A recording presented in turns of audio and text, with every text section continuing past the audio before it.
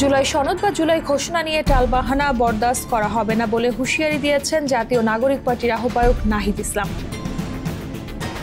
মঙ্গলবার সকালে জুলাই গণ অভ্যুত্থানের বর্ষপূর্তি উপলক্ষে রংপুরের পীরগঞ্জে শহীদ আবু সাইদের কবর জিয়ারতের পর এই কথা বলেন তিনি। যে জুলাই ঘোষণাপত্র এবং জুলাই সনদ নিয়ে টালবাহানা শুরু হয়েছে, আমরা স্পষ্টভাবে হুঁশিয়ারি দিতে চাই, যদি আপনারা মনে করে থাকেন, যদি সরকার বা অন্য কেউ মনে করে থাকে যে এই যে হাজারো লক্ষ মানুষ যারা রাজপথে নেমে এসেছিল তারা ঘরে ফিরে গিয়েছে, তাহলে আপনারা ভুল ভাবছেন।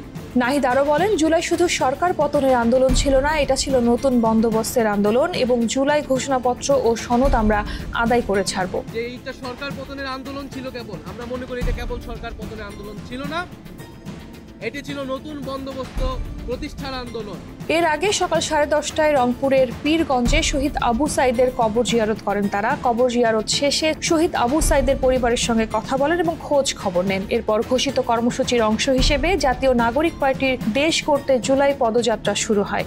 এ সময় জাতীয় নাগরিক পার্টির সদস্য সচিব আক্তার হোসেন, দক্ষিণাঞ্চলের মুখ্য সংগঠক হাসনাত আবদুল্লাহ, উত্তরাঞ্চলের মুখ্য সংগঠক সার্জিস আলম, মুখ্য সমন্বয়ক নাসির উদ্দিন পাটোয়ারি, সিনিয়র যুগ্ম সদস্য সচিব ডক্টর তাসলিম জারা সহ কেন্দ্রীয় নেতৃবৃন্দ উপস্থিত ছিলেন।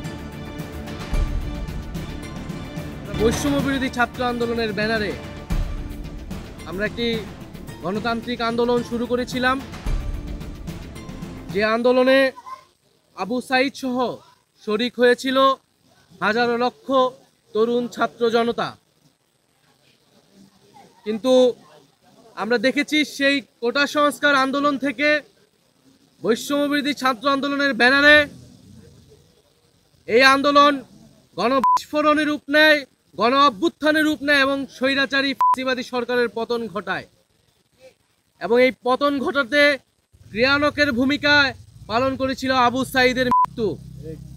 16 জুলাই শহীদ আবু সাইদ মৃত্যুর ঘটনা যখন আমরা শুনতে পেয়েছিলাম শহীদ মিনার থেকে, এবং পুরা বাংলাদেশ তখন শোকে দ্রোহে কেঁপে উঠেছিল। এবং 16 জুলাইয়ের পর থেকে এই আন্দোলন অন্য দিকে মোড় নেয়।